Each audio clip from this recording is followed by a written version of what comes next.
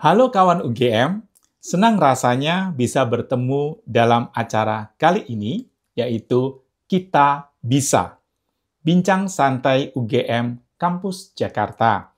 Bersama saya, Yahya Agung Kuntadi, yang akan menjadi host pada acara ini. Pada kesempatan ini, kita akan berbincang dan berdiskusi bersama narasumber yang sudah hadir di studio UGM Kampus Jakarta, yaitu Bapak T. Bagus Sudaryanto. Selamat pagi, Pak. Selamat pagi. Ya. Beliau merupakan alumni UGM dan juga sekaligus penulis buku. Pada kesempatan ini, kita akan berbincang tentang satu topik yang menarik, yaitu kolaboratif marketing. Nah, baiklah, kita akan sapa dulu Pak Bagus, dan nantinya beliau akan bisa mengenalkan diri secara singkat, siapakah beliau, gitu ya, sebelum kita akan bicara mengenai kolaboratif marketing. Selamat pagi Pak Bagus. Selamat pagi Pak. Ya. Pak Bagus, boleh diceritakan sebenarnya mungkin 1 menit, 2 menit, bagaimana sih Pak Bagus itu berkarir di bidang, katakanlah, bisnis, gitu ya, setelah lulus dari UGM. Terima kasih Pak. Pertama kali setelah saya lulus dari UGM, saya mengawali bekerja di retail management, di retail industri, sebagai manajemen trainee. Saat itu saya mulai masuk sebagai manajemen trainee sekitar tahun 1995-an di Hero Supermarket, dan kemudian saya merintis karir di sana sampai di level manager. Kemudian sekitar 3 tahun setelahnya saya berpindah begitu ke perusahaan Belanda di Royal Ahold.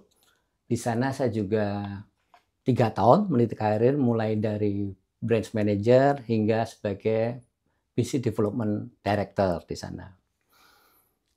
Setelah lepas dari bisnis retail, selepas dari industri retail, kemudian saya sempat bekerja mandiri menjadi konsultan 1 tahun. Khususnya waktu itu kami membantu salah satu retail di Jawa Tengah untuk melakukan transformasi. Nah, di sana setelah selesai kontrak, kemudian saya join atau menjadi karyawan di Coca-Cola kurang lebih 9 tahun ya. Di sana posisi saya terakhir sebagai National Capability Development, meskipun dalam perjalanannya saya juga sempat untuk menjadi channel manager di Horeca di sana, meskipun hanya sebentar. Gitu Pak. Jadi terima kasih Pak. Jadi terus terang ini narasumber yang tepat untuk berbicara mengenai kolaboratif marketing, khususnya di industri retail. Nah, boleh lanjut Pak. Kira-kira menurut Bapak, apa yang dimaksud dengan kolaboratif marketing? Nah, mungkin lebih bisa dijelaskan karena masih banyak yang belum mengetahui. Monggo Pak. Secara prinsip, kolaboratif marketing itu adalah, kalau sederhananya adalah kegiatan pemasaran yang dilakukan bersama. Begitu ya. Nah, itu secara prinsip. Kalau kita merujuk marketing pada Kotler 4P, maka keempat inilah yang menjadi tanggung jawab dari setiap industri dalam bekerja sama di sana. Yang saya maksud kolaboratif di sini antara 2 pihak. Pertama adalah FMCG, industri FMCG atau perusahaan FMCG, dan satu lagi retailer, terutama untuk yang modern trade. Ya. Nah, dari situ mengapa mereka mesti bekerja sama?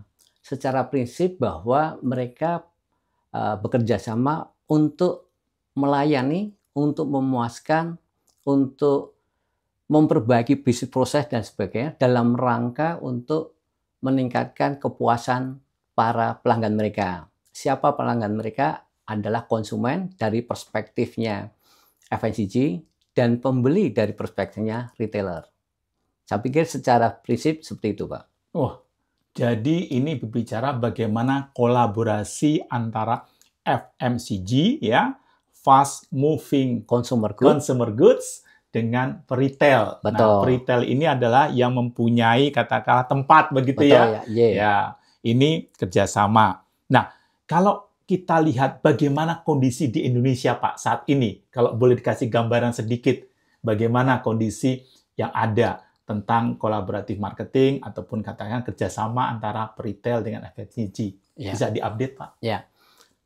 Secara prinsip bahwa selama ini itu ada beberapa tantangan yang dihadapi baik itu oleh prinsipal FMCG maupun oleh retail. Hal yang paling mendasar yang saya tulis dalam buku saya itu saya picu dari masih banyaknya produk-produk yang kosong di shelf karena pengelolaan yang kurang baik, karena adanya rendahnya sales level dari perusahaan FMCG maupun dari pengelolaan stok yang ada di toko oleh perusahaan retail. Itu salah satu contoh saja, Pak. Sehingga ketika itu barang kosong di toko, maka apa yang terjadi? Yang terjadi adalah para pembeli ini tidak dapat menemukan barang yang mereka butuhkan.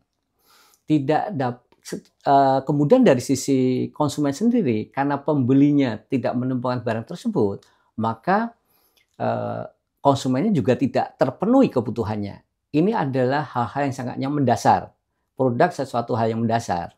Nah, di dalam konteks kolaboratif marketing ini, mereka mestinya duduk bersama dan kemudian memperbaiki proses bisnis dari hulu ke hilir, dari mulai awal produksi hingga barang itu di tangan konsumen. Di dalam kolaboratif marketing ini, memang didorong kedua industri tadi itu untuk melihat bahwa kebutuhan itu menjadi sesuatu yang paling penting. Kebutuhan pelanggan atau kebutuhan konsumen atau pembeli itu yang paling penting. Sehingga mestinya mereka melihat dulu dari out dibawa ke in. Banyak FMCG yang masih berpikir tradisional, mereka memproduksi produk sesuai dengan apa yang ada dalam pikiran mereka dan kemudian berusaha untuk menjual.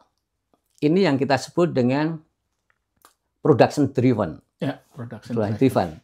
Padahal kita tahu bahwa pembeli maupun konsumen itu sebenarnya mereka bukan orang yang pasif. Mereka adalah orang yang aktif. Mereka mencari produk. Bahkan di dalam buku saya tulis bahwa yang namanya pembeli atau konsumen itu justru menjadi drivernya. Engine drivernya di sana. Sehingga semestinya dari retail maupun dari FMCG itu melihat bersama dari perspektifnya konsumen atau pelanggan mereka atau pembeli mereka, dan kemudian mereka memikirkan dibawa kepada internal organisasi mereka dan kemudian mereka mendesain bersama. Nah, dalam konteks kolaboratifnya mereka duduk bersama untuk bahkan meng-create produk bersama, ya, meng-create produk bersama dan services, sehingga itu bisa memberikan kepuasan, memenuhi kebutuhan baik itu pembeli maupun konsumen. Terakhir yang Bapak singgung mengenai konsumen driver, kemudian meng-create bersama, mengingatkan saya ada satu konsep, yaitu Service Dominant Logic atau SDL. Ya, mungkin Bapak bisa menyinggung sedikit ya, mengkaitkan konsep SDL ini dengan katakanlah kolaboratif marketing ini, Pak. Boleh dijelaskan sedikit, Pak? Baik, Pak. Kalau yang tradisional, mereka melihat bahwa produk itu adalah yang esensinya. Sementara kalau kita bicara SDL, yang namanya services itu justru yang lebih besar. Nah, dalam collaborative marketing itu, services tadi bukan hanya soal produk dan esensi produk maupun produk awareness dan seterusnya, tetapi bahwa ketika itu produk ada di shelf, itu adalah service bagi para pembeli atau konsumen mereka. Begitu juga ketika di toko, yang menciptakan service paling banyak itu adalah sebenarnya yang ada di toko. Contoh services itu satu bukan hanya soal produk itu ada atau tersedia di shelving, tapi bahwa environment. Kemudian juga dalam mendisplay, contoh saja yang paling gampang. Itu memudahkan para pembeli untuk menemukan produk yang mereka butuhkan. Dan itu bisa dilihat dari behavior atau habit dari para pembeli. Sebagai contoh, manusia secara umum itu melihat dari kiri ke kanan, dari atas ke bawah. Dan kemudian para retailer dan para distributor maupun FMCG, mereka bekerja sama untuk menentukan di mana produk ini harus saya taruh. Apakah di shelf nomor 1 di bawah, atau shelf yang eye level, atau shelf yang paling atas. Nah, itu semualah sebenarnya salah satu bentuk services yang diberikan baik itu oleh retail yang memiliki toko atau yang mengelola toko, dan perusahaan FMCG yang memiliki brand, yang memiliki value proposition yang melekat pada produk tersebut. Ya. Kurang lebih seperti itu, Pak. Wah, luar biasa, Pak. Nah, ini terus terang makin membukakan bahwa di dalam pengelolaan satu lokasi di retail itu banyak tantangan-tantangannya, ya, kawan UGM. Nah, jadi saya pengen mengetahui bagaimana sih caranya pendekatan untuk mengatasi tantangan-tantangan tersebut. Nah, Pak Bagus itu pernah menyatakan di bukunya itu bagaimana dengan kategori manajemen. Nah, jadi menarik teman UGM, kita mau tahu apakah itu kategori manajemen, Pak, dikaitkan untuk mengatasi tantangan-tantangan yang tadi disampaikan. Mungkin bisa dijelaskan? Ya, kategori manajemen adalah sebuah ilmu atau pendekatan yang merefleksikan tentang kerjasama dalam bidang marketing. Kalau kita berbicara tentang kategori manajemen, kita bisa pilahkan dulu, Pak, kategori dan manajemen. Pertanyaan berikutnya adalah, apa itu kategori? Kategori itu adalah sekumpulan produk, sekumpulan brand di situ, yang dipersepsikan itu memiliki kegunaan yang sama oleh pembeli atau konsumen. Itu pengertian umum tentang kategori. Kalau kita menyebutkan produk A dan produk B ada dalam satu kategori, maka sebenarnya mereka atau produk tersebut itu memiliki ingredient yang mirip. Yang kedua, memiliki kegunaan yang mirip. Dan yang ketiga, karena ada kemiripan dalam dua hal tadi, maka sebenarnya mereka bisa saling substitusi. Begitu ya. Nah, satu lagi manajemen. Manajemen dalam bahasa Indonesia pengelolaan. Tetapi dalam konteks buku saya maupun dalam konteks yang umum, pendekatan ini bicara tentang proses, Pak. Di dalam buku saya menyebutkan ada 8 proses yang dapat dilakukan oleh prinsipal dan oleh retail di dalam memperbaiki banyak hal tentang pelayanan kepada konsumen maupun pembeli tersebut. Nah, kategori manajemen itu sebenarnya soal pendekatan, itu sudah sebenarnya ini bukan sesuatu yang baru, Pak. Itu di Indonesia sendiri sebenarnya sudah diperkenalkan itu sekitar tahun 1996 oleh salah satu retail yang ada di Indonesia saat itu, bekerja sama dengan International Groceries Alliance. Nah, kalau kita bicara kategori manajemen, itu awalnya dilihat dari sisi assortment atau kumpulan produk yang terseleksi. Mereka dilakukan banyak perubahan-perubahan di situ. Sebagai contoh, mereka dianalisis produk-produk apa saja sih yang akan dimasukkan dalam setiap kategori. Kemudian kriterianya apa saja sih produk itu bisa masuk ke dalam sebuah kategori. Sebagai contoh, pertama, produk itu memiliki awareness yang tinggi, memiliki tingkat penjualan yang tinggi, memiliki tingkat keuntungan profitabilitas per produk tinggi, memiliki perputaran yang baik, kemudian memiliki ROI, Pak, Return on Investment. Dalam hal ini adalah terkait dengan si individual produk tersebut. Nah, dari situlah akan terjadi seleksi. Itu diawali. Kemudian berikutnya itu optimalisasi ruangan. Jadi kalau kita berbicara tentang retail industry, ruangan 1 meter persegi itu harus menghasilkan berapa? Untuk menghasilkan atau target sekian, maka apa saja, produk apa saja yang harus ada di shelf tersebut. Nah, ini dikombinasikan. Ya, dari situ akan banyak hitungan-hitungan, Pak, di situ, sehingga kita bisa memastikan bahwa produk-produk yang ada di shelf tersebut itu dapat menghasilkan keuntungan, profitabilitas, dan ROI yang sesuai dengan apa yang diharapkan. Di pihak lain, bahwa ketika kita memajang produk tersebut dengan cara-cara tertentu, maka itu akan membantu dan memudahkan para shopper atau pembeli atau konsumen ketika mereka mau belanja di toko. Begitu, Pak. Nah, kalau kita berbicara tentang secara keseluruhan, kategori manajemen itu adalah disiplin atau pendekatan yang dilakukan oleh peritel maupun FMCG untuk bekerja sama dalam rangka memuaskan pembeli dalam konteks kebutuhan untuk memenuhi kebutuhan mereka. Begitu, Pak, kira-kira. Oke, terima kasih, Pak. Ini kita sudah mau di penghujung acara, tapi saya ingin menanyakan satu hal yang menggelitik terkait dengan katakanlah era modern sekarang serba digital, Pak. Yeah. Begitu. Yeah. Yang pertanyaan saya mungkin ada dua. Yang pertama yaitu bagaimana sih relevansi begitu ya retail di era teknologi digital seperti ini? Apakah masih perlu sih, Pak, begitu ya? Hal semacam gitu kita melihat belanja offline begitu ya, padahal banyak orang belanja online gitu. Betul. Terus yang kedua, apa tanggapan Bapak banyaknya nih toko-toko ataupun retailer yang katakanlah sepi dan tutup? Contoh kasus ada, saya mohon izin sebut gitu ya, kayak Transmart begitu ya, itu banyak orang sudah tidak pergi ke sana, itu mungkin ada penutupan dan seterusnya. Jadi bagaimana tanggapan Bapak terhadap hal itu? Yang pertama, kalau kita melihat dari hasil survei, itu menunjukkan bahwa masyarakat Indonesia itu menggunakan multi channel, Pak. Jadi kadang-kadang membeli produk itu online, secara online atau virtual, baik itu marketplace maupun e-commerce. Atau drop groceries, e-groceries. Kemudian berikutnya, ada juga sebagian yang mereka masih setia untuk belanja di offline. Tetapi secara prinsip, Pak, dari hasil survei menunjukkan bahwa setiap individu dalam masyarakat kita itu menunjukkan mereka masih multi channel.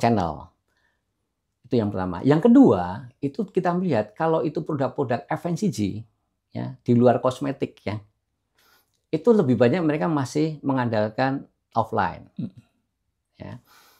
Online itu untuk kategori tertentu memang cukup tinggi, bahkan meningkat growth. Yang mulai dari kosmetik, kemudian dari pakaian, ya, kemudian hobis, kemudian hal-hal yang lain yang di luar FMCG. Sementara kalau FMCG itu sebagian besar masih dikontribusi oleh retail-retail offline, Pak.